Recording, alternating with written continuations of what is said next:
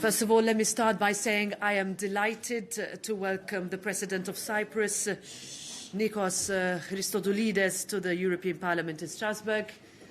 A familiar face for us here, but now first as President. He's here with us today as part of the This is Europe series and will present his vision for our future to the plenary. Since you took office, dear Nikos, we have already met 4 times in Brussels, in London, in Frankfurt, and just 2 weeks ago in Moldova. That we have already seen each other so many times is really a clear indication of the European Parliament's dedication to Cyprus's priorities, but also your commitment. Dear Nikos, I will say it again and as many times as necessary. As long as Cyprus is split, Europe will never be complete. And you are not alone in your desire to see your island reunified under the auspices of the UN peace plan. We also talk about a lot about migration, a challenge which is not specific for Cyprus, but one that I know is very present for you. It is clear that no member state can handle migration flows on its own, and this is why last week's breakthrough agreement by your government and others on new migration rules is very good news.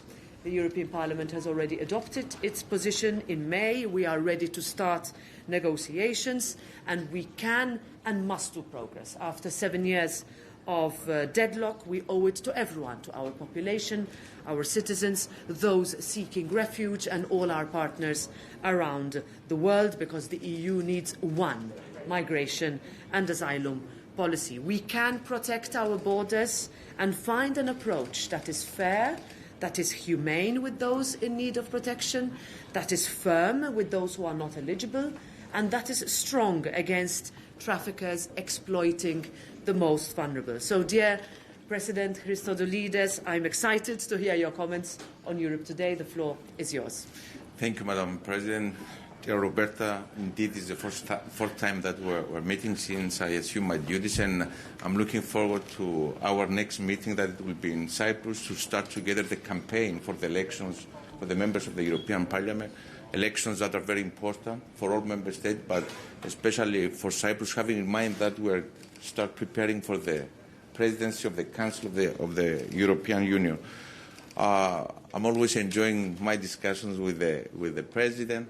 We had some substantial discussions. First of all, on the Cyprus problem, we're doing our utmost in order to resume negotiations, and I'm looking forward to the support of the European Parliament.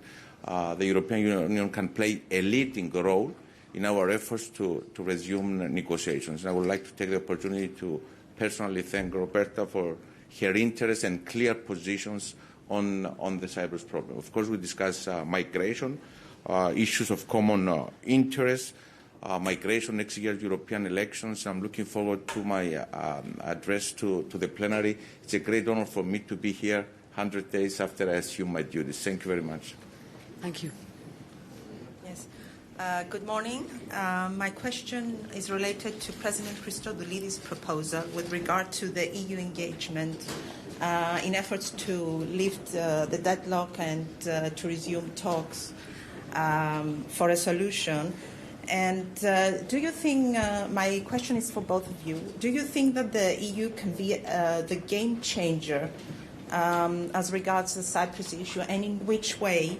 And in his conversation recently with the President of the after his conversation with the President of the European Council, Mr. Erdogan said that he wishes Turkey's EU course to continue. In light of this, do you think that President Christodoulides' initiative and proposal can bear fruit? Well, first of all, the Cyprus problem is not only a Cypriot question. It is also a European question, and I believe that an increased EU involvement at all stages of the negotiation can only be helpful, especially as any solution needs to be properly aligned with the EU acquis. Of course, it is clear that the solution needs to be found within the framework of the UN, and the European Union, potentially through an envoy of the right calibre, could facilitate a new impetus to the negotiations so that they can start again, and the restart of the talks must be our first steps and priority.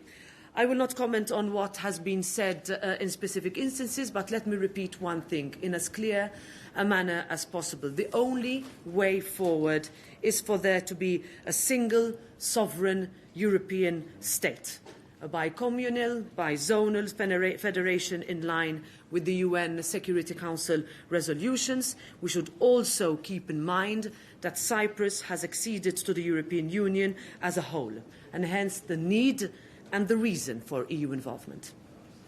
Thank you, Roberta, for your clear position.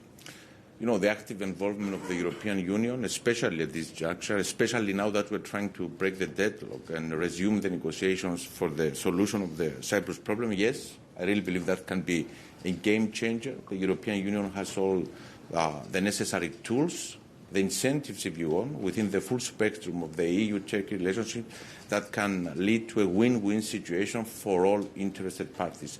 And I fully agree with Roberta. The Cyprus problem is a European problem. Cyprus is a member state of the European Union, will continue to be a member of the European Union following a possible solution.